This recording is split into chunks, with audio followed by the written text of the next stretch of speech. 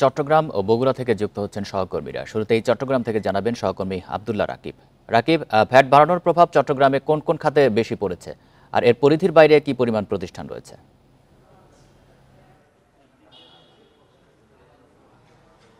পরিধির মধ্যে আসলে ভ্যাটের আওতায় প্রায় 50,000-এর মতো প্রতিষ্ঠান বা ব্যবসায়ী রয়েছে। তবে ভ্যাটের যে সীমা সেটি আসলে ভ্যাট কর্মকর্তারা বলছেন সেটি প্রায় 1 লাখের কাছাকাছি, কিন্তু সবাই আসলে ভ্যাটের আওতায় আসছে না। ফলে তারা যে প্রতি বছর যে লক্ষ্যমাত্রা থাকে, অর্থাৎ প্রত্যেক আর্থিক বছর যে তাদের লক্ষ্যমাত্রা থাকে সেটি আসলে অর্জিত হয় না, এবং যারা ভ্যাটের আওতায় রয়েছেন, যারা ভ্যাট নিবন্ধন করেছেন, তাদেরও অনেকে আসলে নিয়মিত ভ্যাট পরিশোধ করছেন না। আমরা দেখেছি ভ্যাটের যে বাড়ানোর পরে সেটি বিশেষ করে দ্রব্যমূল্য, অর্থাৎ যেটি আসলে নিত্যপণ্য ব্যবহারের যে প্যাকেটজাত দ্রব্যপণ্যগুলো আছে সেগুলোতে আসলে ভ্যাটের আকার বেড়েছে, এবং ইতিমধ্যে খুচরা ব্যবসায়ীরা সেটি আসলে 1 থেকে 2 টাকা করে প্রতি পণ্যে আসলে বাড়িয়ে নিচ্ছেন, এবং তারা বলছেন যে তারা যে কাঙ্ক্ষিত যে সরবরাহ প্রতিষ্ঠানগুলো থেকে সেটিও পাচ্ছেন না, এবং প্রতিষ্ঠানগুলো থেকেও বলা হচ্ছে যে দামের একটি পরিবর্তন আসবে শীঘ্রই, সেটির আগে আসলে দাম বাড়তি নেওয়া হচ্ছে। আরেকটি বিষয় যেটি বলা হচ্ছে যে ভ্যাটের পরিধি বাড়ানোর জন্য আসলে এখানকার ভ্যাট কর্মকর্তারা যেটি আগেই ইলেকট্রনিক ফান্ড ট্রান্সফার অর্থাৎ ইএফডি যেটি করা হয়েছিল, সেই মেশিন স্থাপনগুলোতে আসলে চট্টগ্রামের ব্যবসায়ীতে, বিশেষ করে বড় বড় যে বিপণী বুথেনগুলো রয়েছে চট্টগ্রামে, সেখানে আসলে ব্যবসায়ী নেতাদের বা ব্যবসায়ী সমিতিগুলোর কিছুটা অনীহা রয়েছে। ফলশ্রুতিতে তারা সনাতনী পদ্ধতিতে আসলে ভ্যাট আদায় করছে, সেখানে অনেক আসলে ভ্যাট ফাঁকি দেওয়ার একটি সুযোগ থাকে বলে বলছেন ভ্যাট কর্মকর্তারা। ফলে সেটি তারা চাচ্ছেন যে পুরো দৌড়ে যারা আসলে ভ্যাটের নিবন্ধনের আওতা রয়েছেন তাদেরকে আসলে একটি প্রক্রিয়ার মধ্যে, অর্থাৎ ডিজিটালাইজেশনের মাধ্যমে নিয়ে আসা, ফলে একটি স্বচ্ছতা এবং জবাবদিহিতা যাতে নিশ্চিত হয় তারা সেটি নিশ্চিত করতে যাচ্ছেন। তবে ব্যবসায়ী নেতাদেরকে নানাভাবে তারা এখনো চেষ্টা করছে সেটি বোঝানোর।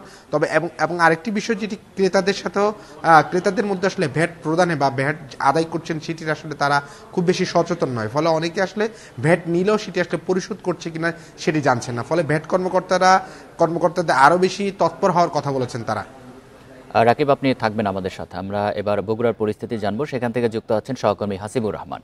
হাসিবুর, বগুড়াতে কি পরিমাণ বাণিজ্যিক প্রতিষ্ঠান রয়েছে, এর মধ্যে কতগুলি প্রতিষ্ঠান ভ্যাট দিচ্ছে, আর ভ্যাট বাড়ানোর ফলে কি ধরনের প্রভাব ব্যবসা বাণিজ্যে পড়েছে, ব্যবসায়ীরা কি বলছেন? ভ্যাটের আওতায় পরে এমন কত বাণিজ্যিক প্রতিষ্ঠান রয়েছে এরকম কোনো পরিসংখ্যান আমাদেরকে জানাতে পারেনি ভ্যাটের যে কর্মকর্তা রয়েছেন তারা। তবে আমাদের কাছে যে প্রাথমিক তথ্য রয়েছে বিভিন্ন ব্যবসা প্রতিষ্ঠানের সমিতি থেকে আমরা যে তথ্য পেয়েছি, তাতে অন্তত ছোট বড় 1 লাখেরও বেশি প্রতিষ্ঠান রয়েছে যারা ভ্যাটের আওতায় থাকার কথা, তারা এখন ভ্যাট দেন না। হাতে গোনা কিছু প্রতিষ্ঠান ভ্যাট দিলেও তারা কি পরিমাণ ভ্যাট দিচ্ছেন সেটিও বলা খুব কঠিন, কারণ অনেক সময় আমরা যে মেশিনের মাধ্যমে ভ্যাটটা গ্রহণ করি সেটি বিকল থাকে, এবং ভ্যাট কর্মকর্তাদের মধ্যেও যারা অসাধু তারা এক ধরনের সহযোগিতা করেন এই ধরনের যে প্রতিষ্ঠান রয়েছে তাদেরকে কম ভ্যাট দেওয়ার ক্ষেত্রে, এর বিনিময়ে তারা কিছু বাড়তি সুবিধা নেন। আমি একটি হোটেলে দেখেছি যে একজন ভ্যাট কর্মকর্তা তার সপরিবারে এসে সেখানে খেয়ে দিয়ে চলে গেলেন, কোনো টাকা দিলেন না, এবং পরে আমি জানতে চেয়েছিলাম যে এনারা কারা, যে কেন এখানে এসে খেলেন অথচ টাকা দিলেন না। তখন জানা গেল যে এরা ভ্যাটের একজন ঊর্ধ্বতন কর্মকর্তার পরিবার, এই কারণে তাদের কাছ থেকে টাকা নেওয়া হয়নি, এবং এরা এইরকমই করে বলে হোটেল মালিকদের পক্ষ থেকে অভিযোগ রয়েছে। এর বাইরেও ভ্যাট কর্মকর্তাদেরকে আমাদের দেখা যে বিষয়গুলো সেটি হলো যে অনেক সময় বাড়তি টাকা নিতে দেখা গেছে। আমি গতকাল রাত্রে বগুড়া চেম্বার অফ কমার্সের প্রেসিডেন্টের সাথে কথা বলেছি। তিনি একটা বিষয়ে নিশ্চিত করে বলেছেন যে ভ্যাট যদি না বৃদ্ধি করে ভ্যাটের আওতা বাড়ানো যায় তাহলে সরকার অনেক বেশি লাভবান হবে। সেক্ষেত্রে তারা বলছেন যে সব প্রতিষ্ঠান এখনো ভ্যাটের আওতায় আসে নাই সেগুলোকে তারা তালিকাভুক্ত করতে পারে এবং ভ্যাট নিতে পারে।